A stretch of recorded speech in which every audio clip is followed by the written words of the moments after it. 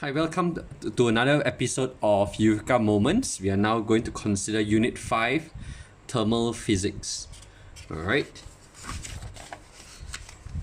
So we'll start with our first one. We've got states of matter. Of course, we've got three states of matter. We've got solids, liquids, and gases. What you will need to know is how the particles are arranged. Now, solids, they are arranged in an orderly manner. So this is how the particles will look like.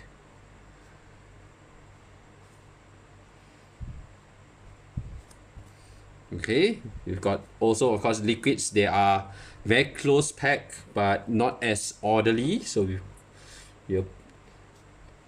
we will break up the order, but still retain them touching each other.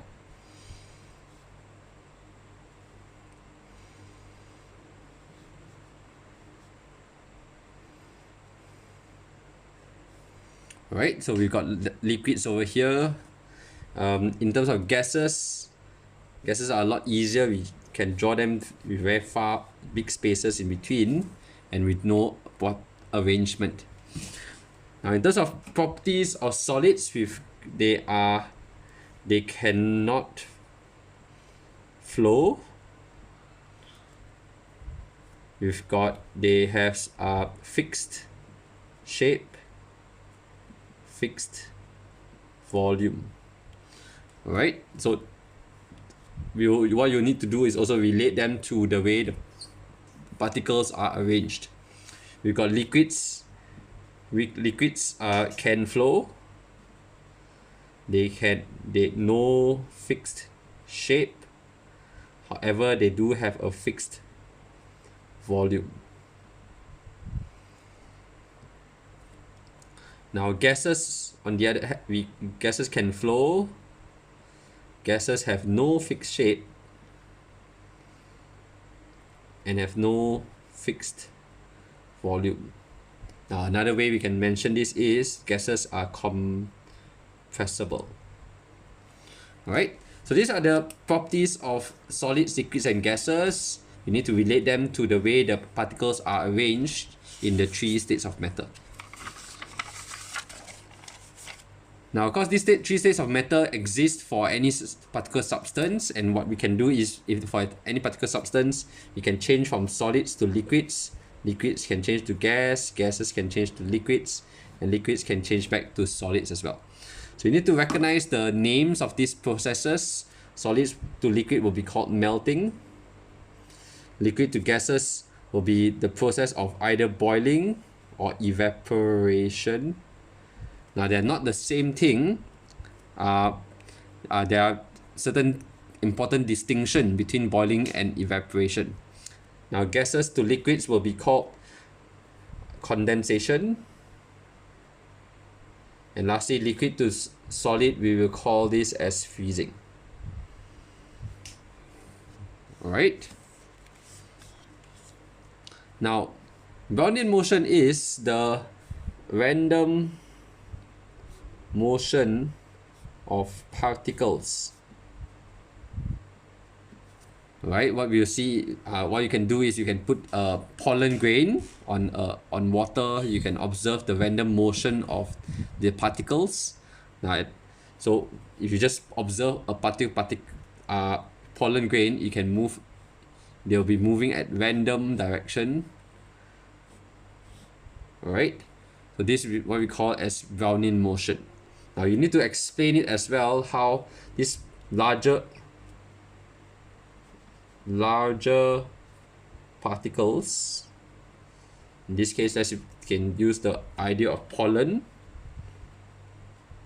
grains, are bombarded by smaller particles, in this case the water molecules. Alright, so at each particle change in direction is because of a bombardment or collision with a smaller particle such as water molecules. Okay, that's what we call as Brownian motion. Now we also look in the topic of properties or thermal physics, we have to look into the topic of thermometers.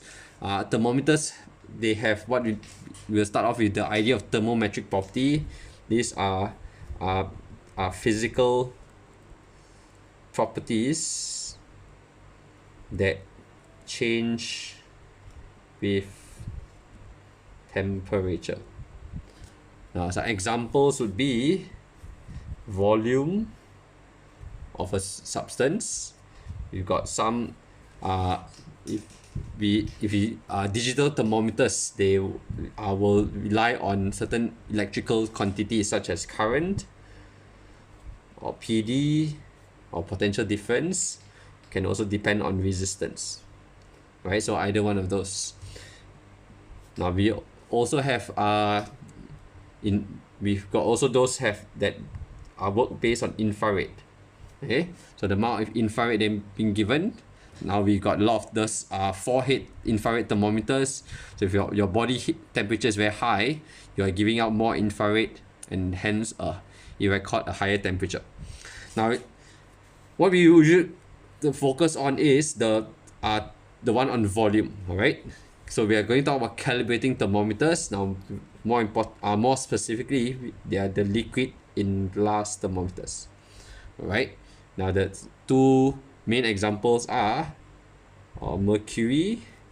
We got also alcohol thermometers. All right. So what we'll do is we'll need to do a few things. We need to step 1, identify ice point, all right, or 0 degrees Celsius. So basically what you do is you take a beaker of water. We've got our thermometer right here, right? We've got ice cubes,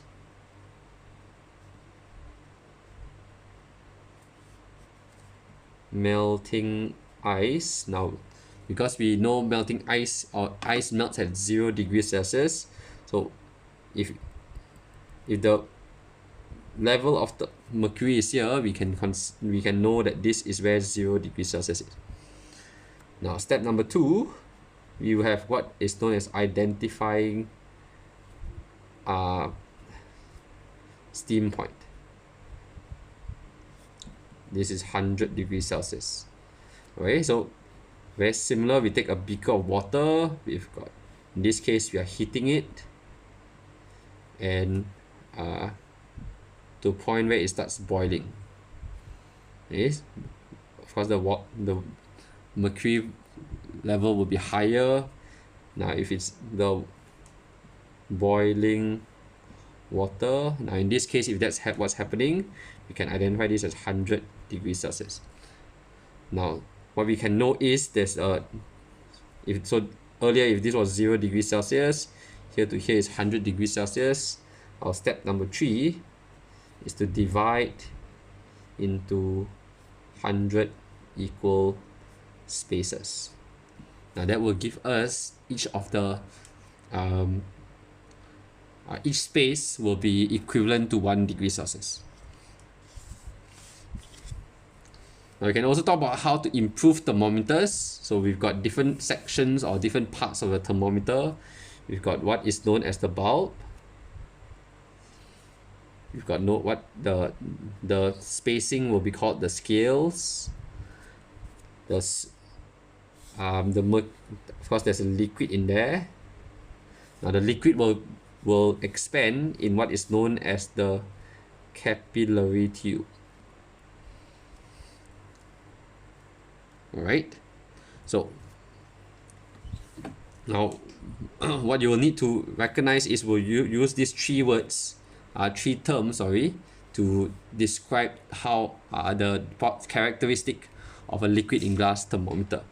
Now, range is defined as the minimum and maximum temperature that can be measured. Now, sensitivity refers to the ability to detect small changes in temperature. Now, for example, if there are some which have spacing which this 0, this 1 degree Celsius, some of them will have 0 to 0.5 degrees Celsius. Now, what we will say is this is a more sensitive thermometer, right? There are a few ways to do it. A few ways to increase sensitivity. We'll discuss that shortly. Now, linearity is that the expansion of the liquid is constant for all temperature range. Alright. Now, mainly in IGCSE, usually they focus on the part of sensitivity. How can we increase sensitivity? We can have narrower capillary tube, so that if the capillary tube is very thin, the mercury is forced to expand by a larger length. We can also increase sensitivity by increasing amount of mercury, okay, assuming or the liquid, right? So these two are the main ways that we can increase sensitivity of a thermometer. Now, also in your IGCSE syllabus, you will talk about the idea of thermocouple, how thermocouples have this is a very simplified diagram. So we will need two different wires. Let me see if I can get a different pen.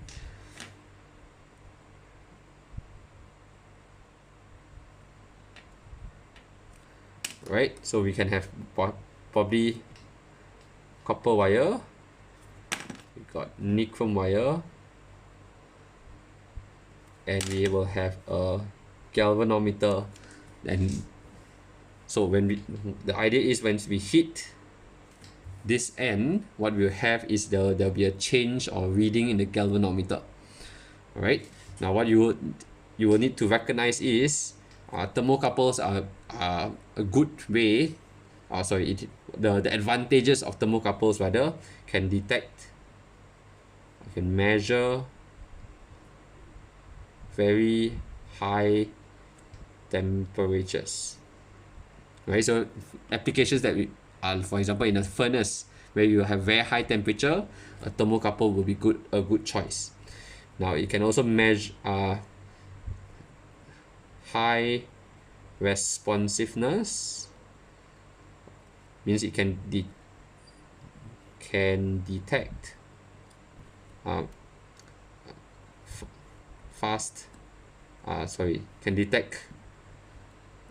temperatures that change rapidly.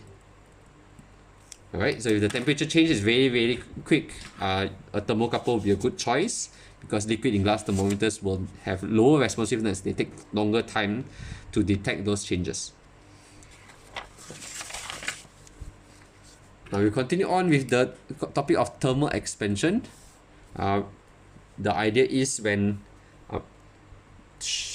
a substance or an object will expand when heated.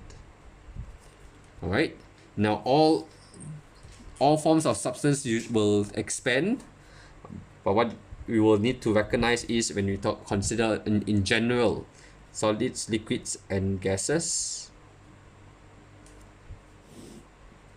they will expand more rapidly.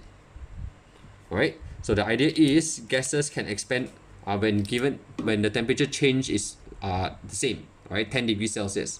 Solids will expand very, very slightly, liquids will expand a lot more, and gases will expand a really, really big amount. Alright, so we need to compare the degree of expansion.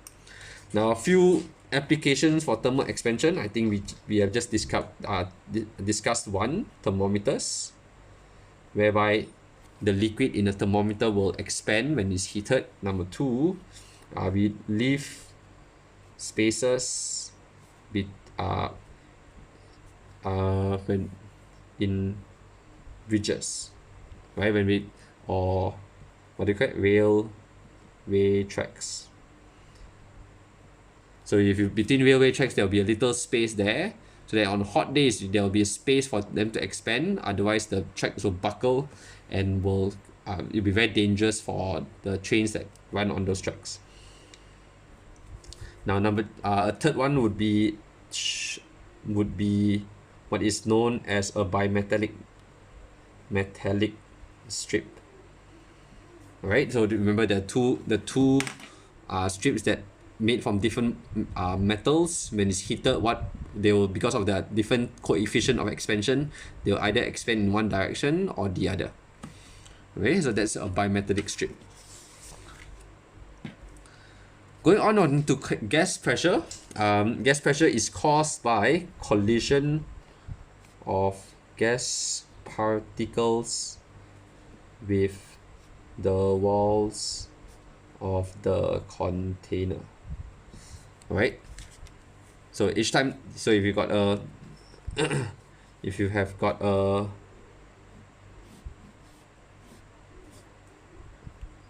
box, or sorry, a container, what we have is that the particles are moving, again, randomly. They will collide, they'll bounce off. Alright, so each time there's a collision with the walls of the container, there will be a force being exerted on the walls, hence a pressure as well. Now, if you want to increase gas pressure, basically what we need to do is we will need to increase frequency of collision. Right, so any of these three factors we'll discuss shortly. All of these work because they will increase the frequency of collision. So one way we can do is can be increased by increasing temperature.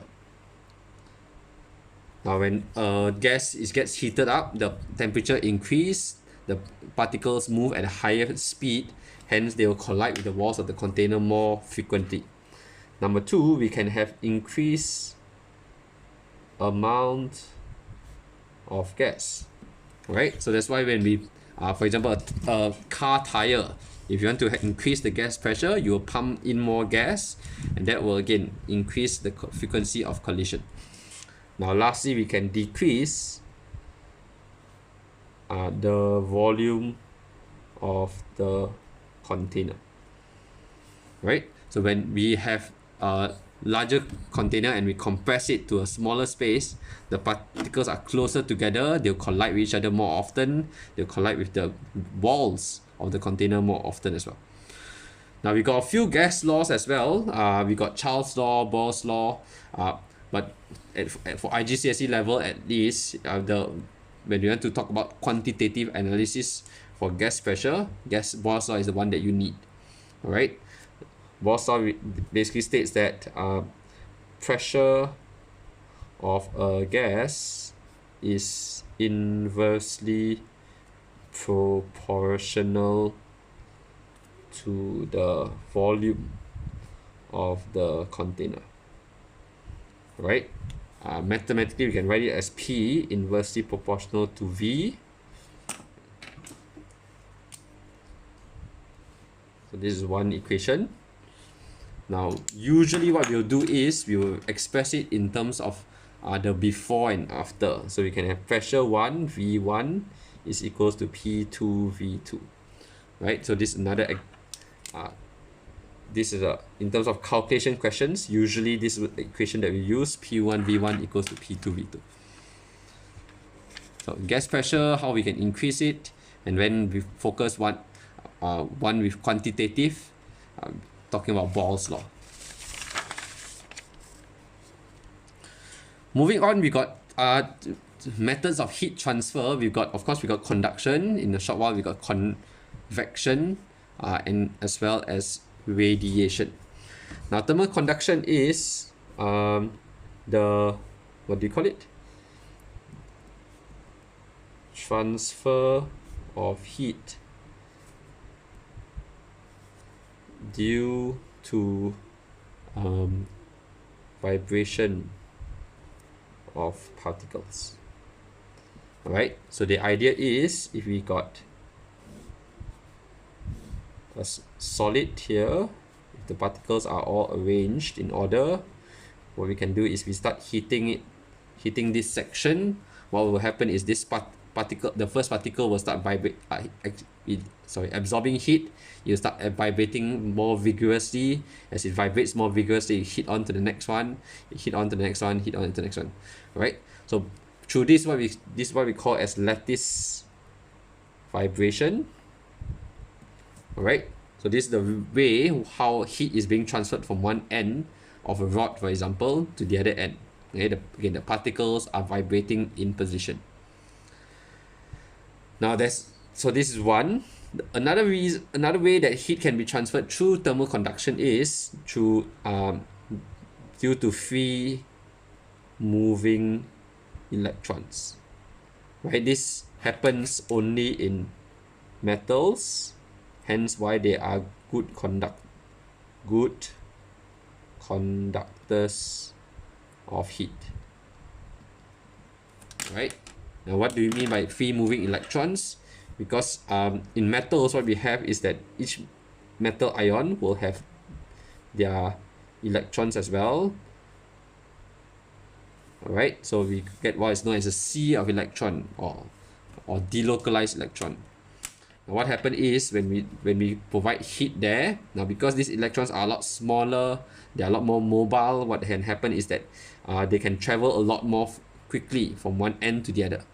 This is why heat transfer in metals are more efficient, happens more quickly, and we call them as good conductors of heat.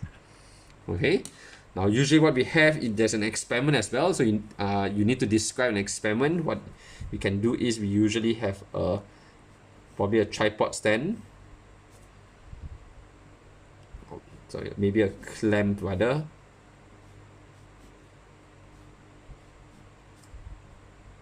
So clamp, you clamp a rod where we will provide heat on one end. Alright, on the other end we have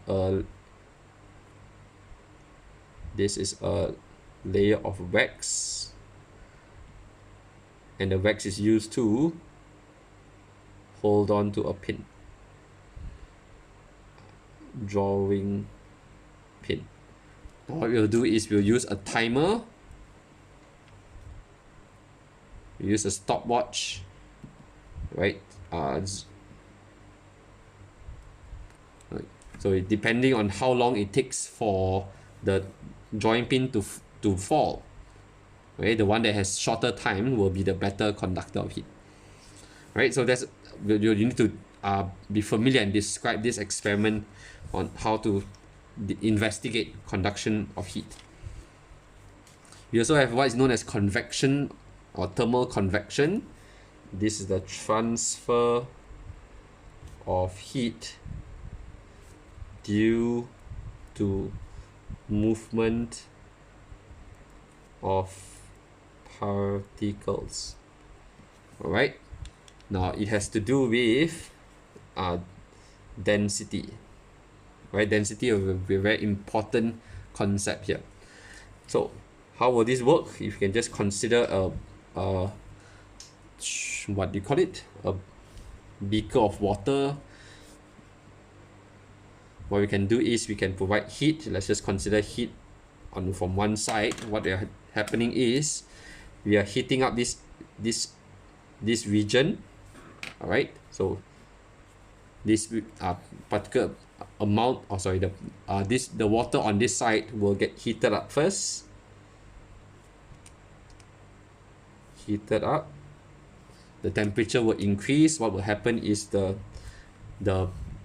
because of thermal expansion, they will expand. Volume will increase. Now, because this volume has increased, and remembering density is mass over volume. Now, when volume goes up, the density decreases. Density decreases. Right? So once this area of water has been heated up, what will happen is that this water will be less dense. It will start rising upwards. Alright? Now I rise upwards, and what will happen is, so there's this motion here. Now, because of the motion of the hot water moving upwards, cooler water will come in and take that position. Right? Now what will happen is this will cause what is known as a convection current. Okay? So what is very crucial is for you to remember that hot water or air rises, and once it starts rising, the cooler water or air will displace, so it will fill that space. Okay, it will be replaced by cooler water. So that's what we call as convection. Convection is involved in various there's so many applications to it. For example, how land breeze and sand breeze happens. Now anyway, let's move on to thermal radiation. Thermal radiation is again another form of heat transfer. Now in this case, heat transfer are due to the, what do you call it? Infrared radiation. Okay, or electromagnetic radiation. Okay, so infrared, it will be in the form of infrared. Any object that's hot gives out infrared radiation. Now, very crucial is when you talk about infrared radiation, it does not require a medium. Alright, so not that it must not have a medium, but it doesn't need a medium. Now, since we talk about medium as well, now we talk about convection. This can only happen when in fluids, either liquids or gases, never in solids. Alright, thermal convection does not happen in solids. Now, thermal conduction happens mainly in solids. Right? So yeah, thermal conduction happens mainly in solids, whereas in liquids and gases, they are usually poor conductors of heat. Now, going back to the idea of thermal radiation, you also need to recognize the what is known as the emitters of heat, reflectors of heat, and absorbers of heat. Right? Now, what we have is now maybe we can start from absorbers. Now, matte black will be good absorbers of heat. Alright, so this is why darker objects gets heated up a lot faster when exposed to the sun. Now, on the other hand, shiny white will be poor absorbers of heat. Alright, now good absorbers of heat will also be good emitters of heat. That means if it's already hot, it will lose its heat a lot faster compared to shiny white. Okay, so so matte black will be good emitters of heat. They are also good absorbers of heat. Now, on the other hand, the shiny white or shiny silver or bright light colors, these are the ones that are better reflectors. Okay, on the other hand, matte black, they will be poor reflectors of thermal radiation. Okay, there'll be a few. Usually, they will give you examples or a certain what do you call it? A certain device or object with different colors, or painted black or painted silver, right? How will they be good conductors of good absorbers of thermal radiation, good reflectors of thermal radiation, and etc. Coming towards the end, evaporation is the process of changing a liquid into gas at a temperature below its boiling point. All right. Now, very important as well is happens only at the surface of liquid. All right. So what if we have got this is the boundary, so we got particles of water, for example.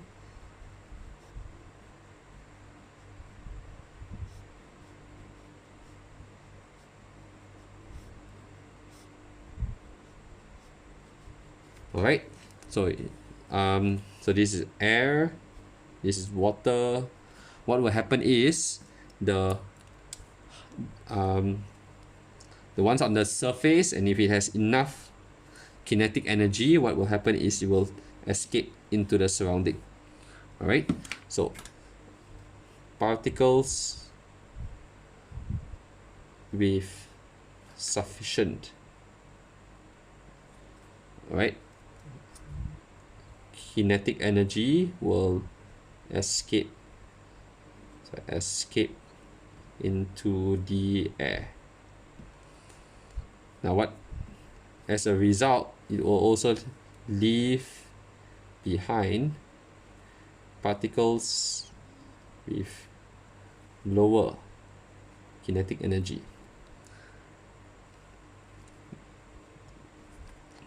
As a result, the temperature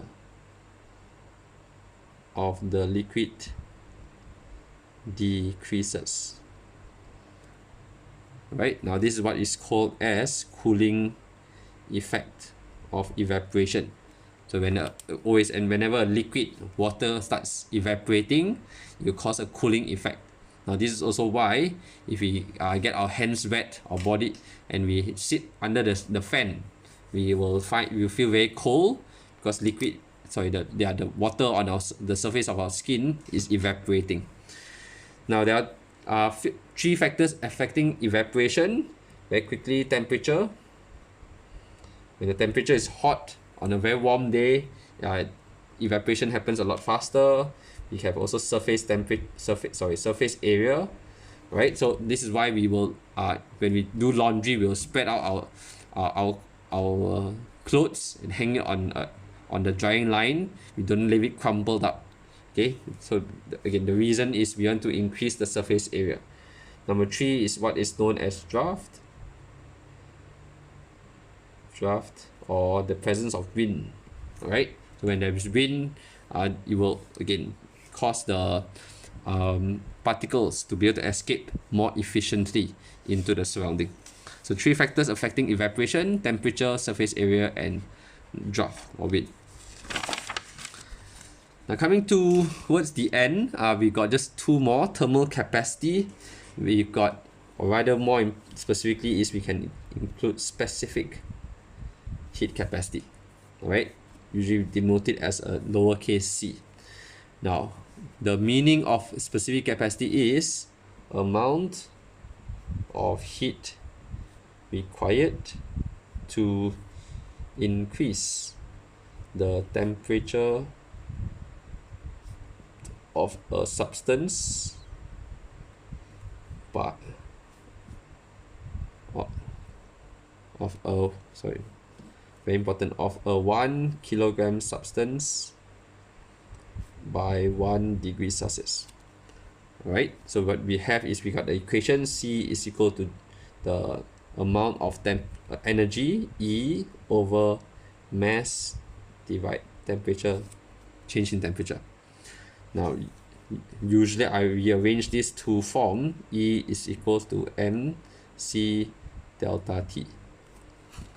Right, this is what we call as specific heat capacity. Now, there's the unit for C is usually joules per kilogram per degree Celsius. All right. Now, we also need to describe the experiment. What we use if we take a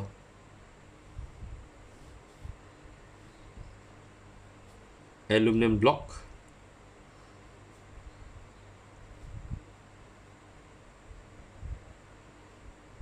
So aluminium block. Now for whatever mass it is, usually we use this as 1 kg. Alright, now we will attach a, let's put this here.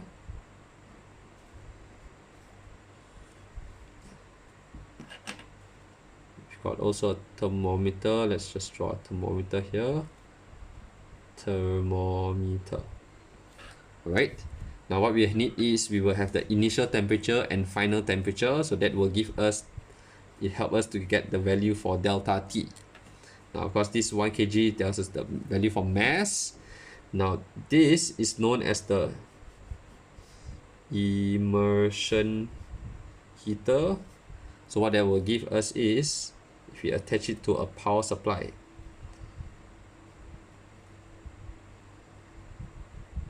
alright, now yeah, so power supply, it will by no, sorry, what do you call it, yeah, now we usually have a ammeter with a voltmeter as well. Let's,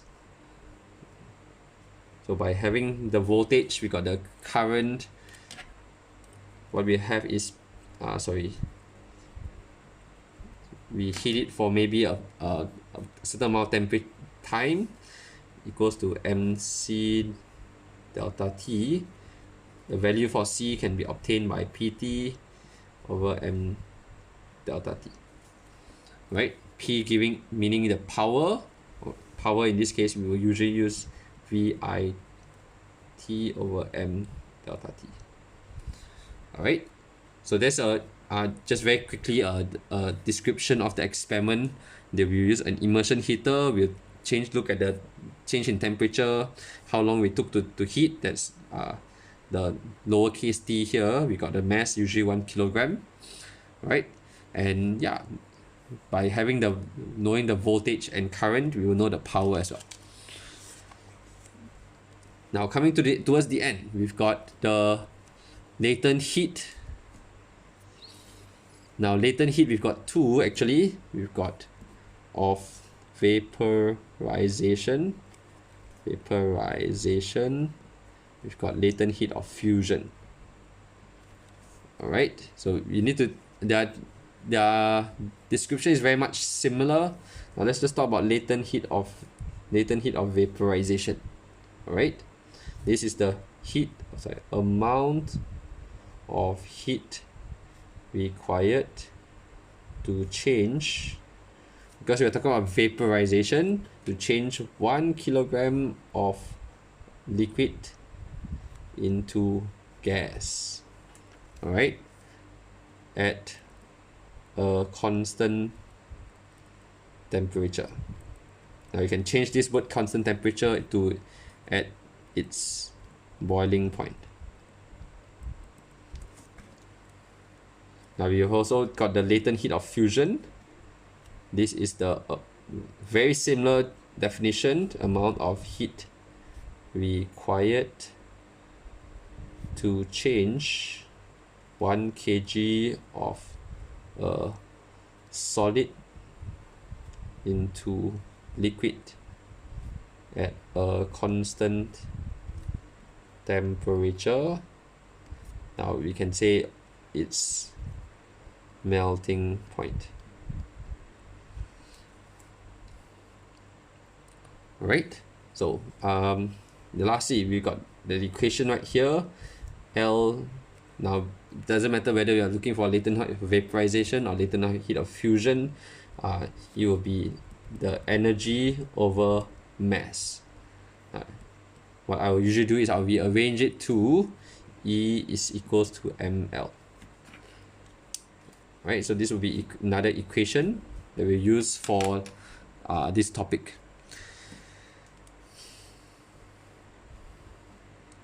Now it comes to describing the experiment. Now what we will need to do is, we talk about latent heat of vaporization, right? What we need to, we'll have an amount of boiling water, water that is being heated up by an immersion heater. I can draw an immersion heater again towards a power supply.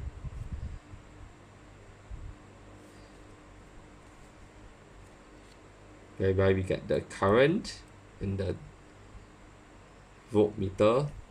Oops, that's very tiny. Alright, now what we'll do is we'll probably heat for amount of time. Let's just put 5 minutes.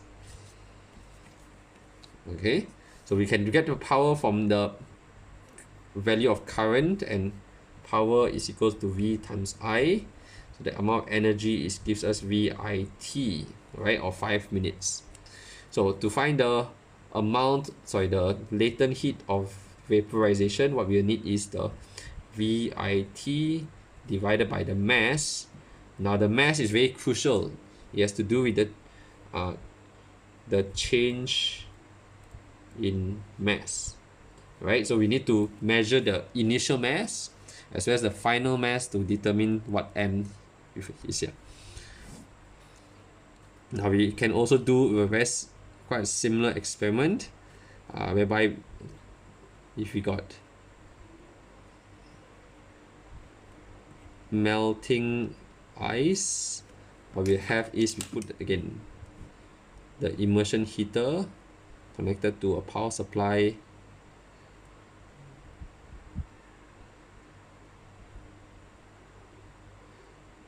There's a voltmeter here, ammeter here.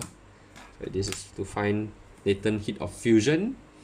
What we can do is we can collect because once we start the immersion heater, you provide heat, it will cause the liquid to start melting. We can collect the amount of water here.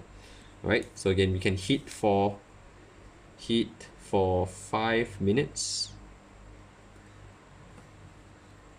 That gives us E is equals to VIT, LF is equals to VIT divided by mass. We are looking at the amount of water that has already, the amount of ice that has melted into water. Alright, so this just very quickly the topic of thermal physics. We've looked through quite a number of things, and we ended up with latent heat of vaporization and latent heat of fusion. Right, so we end here. Thank you again for joining me. See you. Bye bye.